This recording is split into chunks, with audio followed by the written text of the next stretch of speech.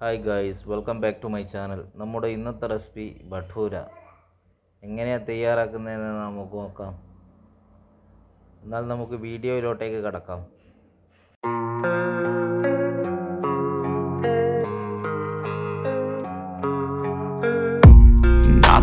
നമ്മളെ ഭട്ടൂര തയ്യാറാക്കാൻ വേണ്ടിയിട്ട് നമ്മളൊരു പാത്രത്തിൽ ഒരു സ്പൂണ് ഈസ്റ്റ് എടുത്തിട്ടുണ്ട്. അതിലേക്ക് ഒരു കപ്പ് തിളപ്പിച്ചാറിയ പാലെടുത്തിട്ട് വേണം നമ്മൾ യൂസ് ചെയ്യാൻ വേണ്ടിയിട്ട്. അതൊരു 10 മിനിറ്റ് വെച്ചതിന് ശേഷം വേണം നമ്മൾ യൂസ് ചെയ്യാൻ വേണ്ടിയിട്ട്. നമ്മളൊരു പാത്രത്തിലേക്ക് 1.5 കപ്പ് മൈദ എടുത്തിട്ടുണ്ട്. അതിനകത്തേക്ക് ആവശ്യത്തിന് ഉപ്പ്, 1 കപ്പ് തൈര്,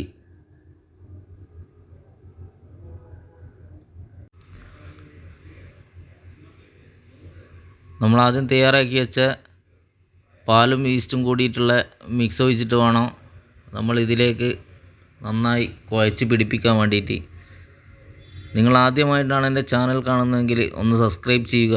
ഞങ്ങൾ അപ്ലോഡ് ചെയ്യുന്ന വ്യത്യസ്തമായ വീഡിയോകൾ ആദ്യം തന്നെ നിങ്ങളുടെ ഫോണിലേക്ക് നോട്ടിഫിക്കേഷനായി എത്തുവാൻ തൊട്ടടുത്തുള്ള ബെല്ലൈക്കൺ കൂടി ഒന്ന് ഇനേബിൾ ചെയ്യുക. അപ്പോൾ നമ്മൾ മാവെല്ലാം കുഴച്ച് ഇവിടെ റെഡി ആയിട്ടുണ്ട്. അതിന് മുകളിലേക്ക് കുറച്ച് ഓയിൽ തടവി വെക്കണം സെറ്റാകാൻ വേണ്ടിയിട്ട്. ഒരു 3-4 മണിക്കൂർ വരെ നമ്മളിത് റെഡിയാകാൻ വേണ്ടി വെക്കണം. അപ്പോൾ നമ്മൾ മാവെല്ലാം ഇവിടെ സെറ്റായിട്ടുണ്ട്. എന്നിട്ട് അത് നമുക്ക് ചെറിയ ബോളുകളാക്കി മാറ്റിയെടുക്കാം. എന്നിട്ട് വേണം നമുക്കിത് പരത്തിയിട്ട് കട്ട് ചെയ്തിട്ട് എടുക്കാൻ വേണ്ടിയിട്ട്. നിങ്ങൾക്ക് ഏത് ഷേപ്പാണോ ആവശ്യമുള്ളത് ആ ഷേപ്പിൽ വേണം കട്ട് ചെയ്തിട്ട് എടുക്കാൻ വേണ്ടിയിട്ട്. ഞാൻ ഈ ഒരു ഷേപ്പിലാണ് ഇവിടെ കട്ട് ചെയ്യാൻ ഉദ്ദേശിച്ചത്.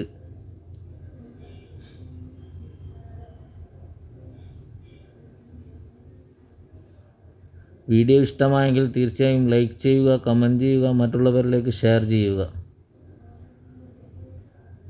അപ്പോൾ നമുക്കിതുപോലെ പരത്തിയെടുത്തിട്ട് എല്ലാം കട്ട് ചെയ്തിട്ടെടുക്കാം.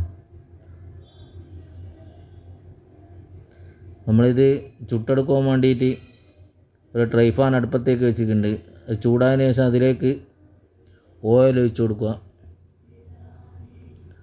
നമ്മളെ ഓയിലിങ്ങനെ ചൂടായി വരുന്നുണ്ട്. നമുക്ക് ഓരോന്നായിട്ട് ഇങ്ങനെ ഇട്ടിട്ട് പൊരിച്ചിട്ടെടുക്കാം. അതായത് ഒരു ബ്രൗൺ കളറാകുന്നത് വരെ നമുക്ക് പൊരിച്ചെടുക്കേണ്ടതുണ്ട്. നല്ലൊരു അടിപൊളി സോഫ്റ്റായിട്ടുള്ള ഡിഷാണ്. ഇതിൻ്റെ കൂടെ ചിക്കൻ കറി, ചിക്കൻ ചില്ലി, ബട്ടർ ചിക്കൻ, ഇതിൻ്റെ കൂടെ എല്ലാം ഇത് കഴിക്കാൻ വേണ്ടിയിട്ട് വളരെ ടേസ്റ്റി ആയിരിക്കും. തീർച്ചയായും നിങ്ങൾ ഇതൊന്ന് ട്രൈ ചെയ്തിട്ട് ഇതിൻ്റെ ഫീഡ്ബാക്ക് കൂടി അറിയിക്കുക. അപ്പോൾ മറ്റൊരു നല്ല റെസിപ്പിയുമായി വീണ്ടും കാണും വരെ നിങ്ങളിൽ നിന്നും വിടവാങ്ങുന്നു.